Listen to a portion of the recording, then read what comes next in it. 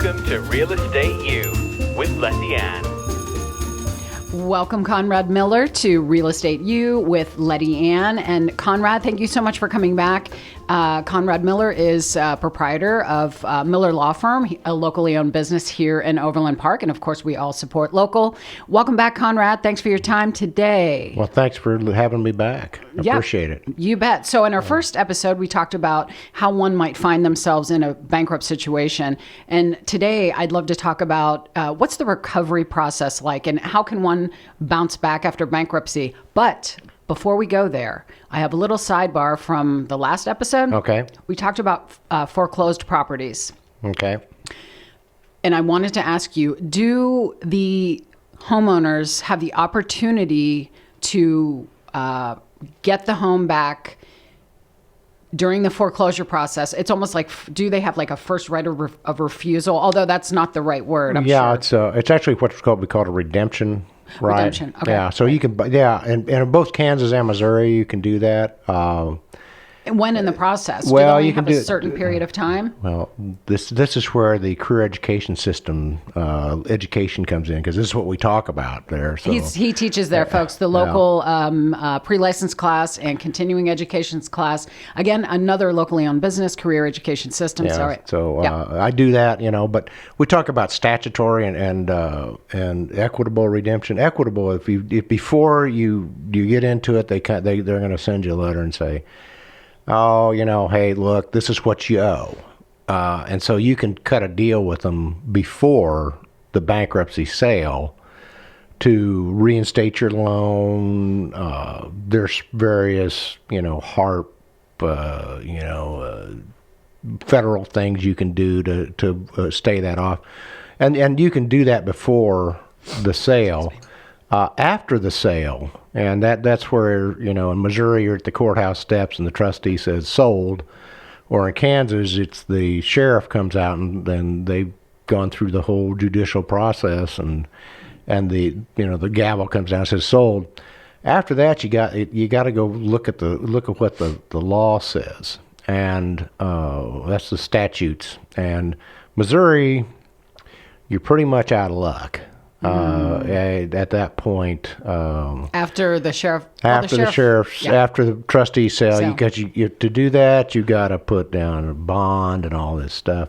Kansas much more friendly. The court actually sets the redemption period. Usually it's about 90 days. So you have 90 days to vacate the property, buy it back, or vacate it.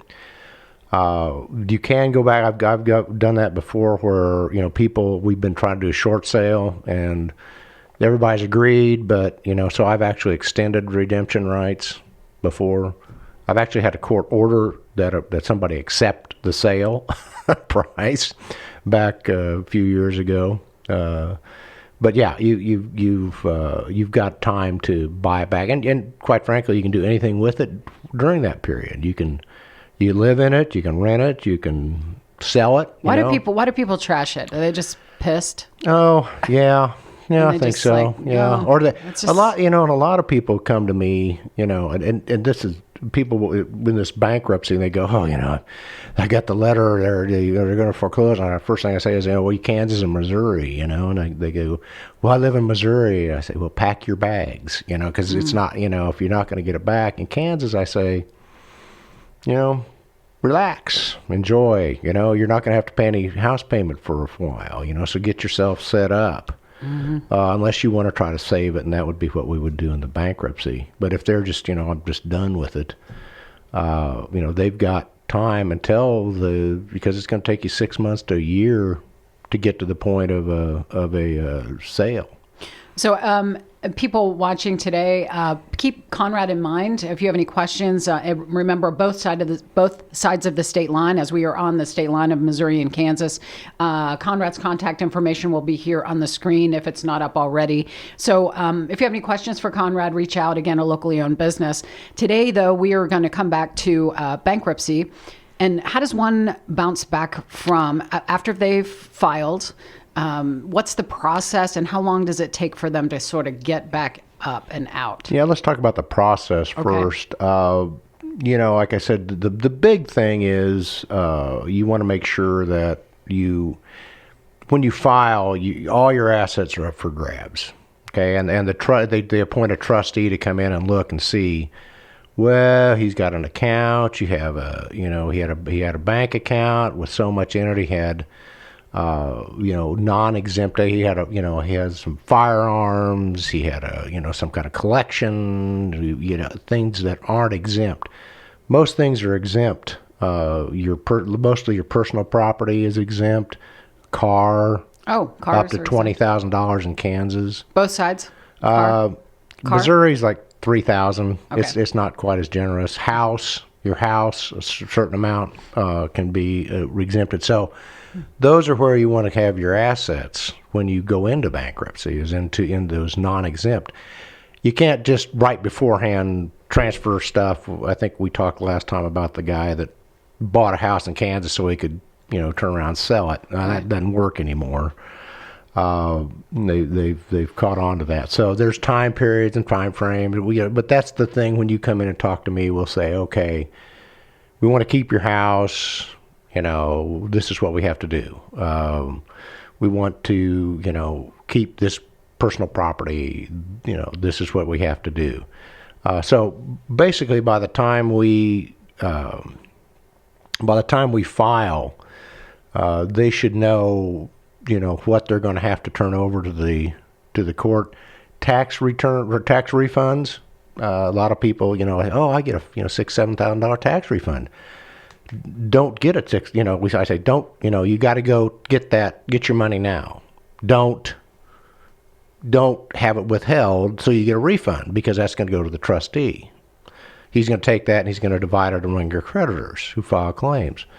So that's the first thing we do. And then by the time we get to filing, probably I always tell them 90% of what I do is done prior to filing. That's finding all your, making sure all your stuff is correct and you've got all your assets identified. We've gone through, we've got all your creditors that are there. Make sure everything's accurate, and then we can file it at that point.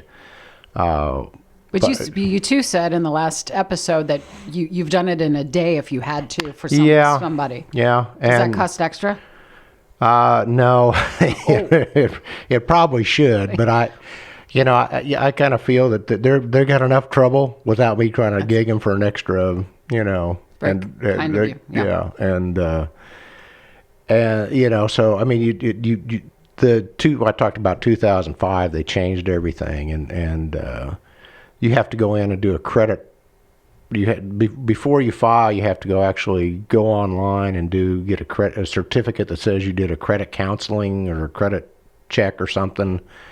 And after you file, you got to go do another one. So that's the big thing, So you've got to do that before you file. So I mean, when the gal came in to file on a Friday, I mean, I got the screen up and I said, okay, here's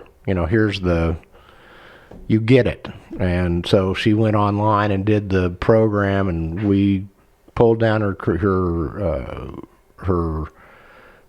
credit report, pulled everything off of there, and then we were able to file it the same day. Now, it's like I said, that's not an ideal situation, because I don't know what, she may have a bank account, she may have things that were not exempt.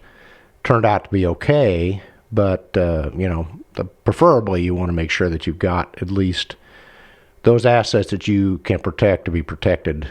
And so when you come out of bankruptcy, the process is you file it, you go to the trustees Court appointed. Court appointed, yeah, the trustee. He's going to look at your stuff, and that's about a 5-minute hearing. Oh. It's just boom, you go down, it's down at the courthouse, 5 minutes, and if he has some questions, you get them what they want. If there's some assets that they find, then you've got to turn them over. And usually we don't, but sometimes you do. And so if you do, a boat or something. A boat, a tax refund. Oh, some people would go say, "Oh yeah, I got that tax refund," or they didn't. They thought they didn't. No, they got that was bigger than they thought. So you got, sometimes you do have to do that, but so and then in like 3 months after that, then there's a discharge. What does that mean? That means that sounds kind of ugly. Well, it's actually Discharge. that's what the discharge means, that they've completed everything, that there's been no objections, that So that's a good thing. A that discharge. all their creditors now are prevented from trying to collect anything. Everything's on the table. Like everything's on the table. out. Everything's gone. They have no more debts, except, again, I don't want to get into, but you can keep your house, you can keep your car. If you got a payment, you can continue to pay and keep your car. You can keep your house if you want to continue to keep paying it. Both sides? Both sides. Okay. We call them reaffirmation agreements, and we can go over that. But you can keep that. So Then it's life as usual, or what happens after that? well, yeah, you survive. Of course. Well, I haven't lost one yet, so That's good. at least due to bankruptcy. I've had a couple clients go by the way, but not because of the bankruptcy.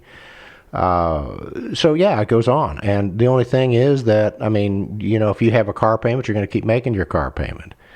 If you have a house payment, you're going to continue to make your house payment. Do people do that? Oh yeah, all the time. Yeah, So they still have the funds to make those payments. Sure. It's just the people that you owe money to, other than your home and auto, they can't touch you. Yeah, they cannot. Their exclusive remedy is the assets that the trustee would find. But that has to not be good for them in some way. What's the negative effect? Even though it's like, okay, creditors can't come after me, I won't get those calls anymore. But how does that affect them in other ways? Well, their credit. Right. Their credit's not going to be. But you can good. build that back up over time. Well, and yeah, in the program I have on I pulled the credit down. It tells you what your credit is now and what it'll be a year after your bankruptcy, and inevitably, with very few exceptions, their credit may be at 480, which means they got their name spelled right. And after they're up over 620. It shows within a year? Yeah. Oh, and so it's like a projected? Yeah, it'll project because they're taking out all these debts that you owe, and presuming that you continue to make your payment on your house, you continue to make your car payment. That's all positive credit. Yeah, the credit goes up, and usually about 2 years after bankruptcy, they start getting. Sometimes right after bankruptcy, they start getting these. Credit card applications, or come buy a car. Those are the things that you got to avoid. Okay, so don't open another credit card. Well, account. don't. Yeah, what I recommend is that if you're going to do that, you'll get a secured credit card. So find somebody that will do, like a real credit card. Some banks, you put $1,000 in their account, and then they give you $1,000 credit card. Great. So that shows you have credit, and you can kind of rebuild that credit up a little bit. Would that be the same thing as a debit card? It's almost like you have the money in the bank. It's a debit card. Get a real credit card. Get a real credit card. Get it because it will be a credit card, just a secured credit card. So aren't they all secured? No. Those are unsecured. Generally unsecured debts, which means, and those are generally what's discharged in bankruptcy, are all your credit cards, any lawsuits people have against you. Everything stops the minute it's filed. They've got to stop. All of that. So they start just make cash transactions, except for their auto and home, and like their groceries, necessities, clothing, food. Well, kids. you can get a debit card. Yeah. But it's not going to help them with their credit. It doesn't help with their credit. In fact, I recommend that. I said, you need to have a debit card, so you don't get a big credit card, and all of a sudden, you're in trouble because if the again. money's not in there, you shouldn't be, paying it. Right. So I recommend get a debit card. You can have a checking account or whatever. If anybody still uses checks, I don't know. I do. But you could that's fine, and that'll help build your credit back up. But keeping your car payment, keeping your house payment going, keeping your credit card, a new credit card, all that stuff will be. And I think that and I'm not going to swear by this, but I think that most lenders after 2 years out of bankruptcy will loan on your house, so you can go buy a house. Well, that was my next question. Wow. How soon after one files bankruptcy can they purchase a home? I would say probably 2 years. Mm-hmm. Yeah. Now it's going to vary by lender, but I mean there are lenders that will do it. So this would be like after a foreclosure, they've lost their home, because I know we've talked about, okay, if they continue to do the positive credit and make payments on their house payment, that means they're still in their home and making their payment. But we talked about a life change, losing a job. Yeah. So and different, so many different scenarios. Actually, a foreclosure, I think, is worse for your credit than a bankruptcy. Okay. So if you can save the house and keep making the payments, and there's various ways you can work that. There's two types. There's a repayment plan, which is a Chapter 13, and that's kind of how you save. If you're behind, if you're getting on foreclosed a house, if they're on Monday they're foreclosing, and on the Chapter 13 stops all that, and then you can make payments through the trustee to get it caught up over 60 months. So that's what you would do if you had a foreclosure situation. So we have just about 2 minutes left. This information has been amazing, but there's so much to know. And I think each individual would be so specific to what they had, where they live, what they owe, how much debt they have, all of that. So anyone seeking advice regarding bankruptcy, or how to avoid it, or how to get out of it, or if you need assistance from Conrad, please reach out to Conrad. And we always encourage you to support local folks. Conrad Miller, thank you so much for being here today. Thank you. I appreciate it. And if anybody has any questions, I routinely answer, questions without, they don't need to fear, oh, well, it's going to cost me money to talk to an attorney, because free consultations, I talk to people all the time. So they can call you, ask you a few questions, maybe set up an appointment and go from there. Yeah. Thank you for taking the fear out of it, because they're already nervous enough. Oh, yeah. And then it's like, we already don't have any money, and now we have to secure an Overland Park attorney. What's that going to cost? You almost are fearful to make the call. Yeah. But really, it's in your best interest, folks, to get the facts and what's happening in your world. So give Conrad a call, and we'll look forward to seeing you again soon. All right. Thanks. Thanks.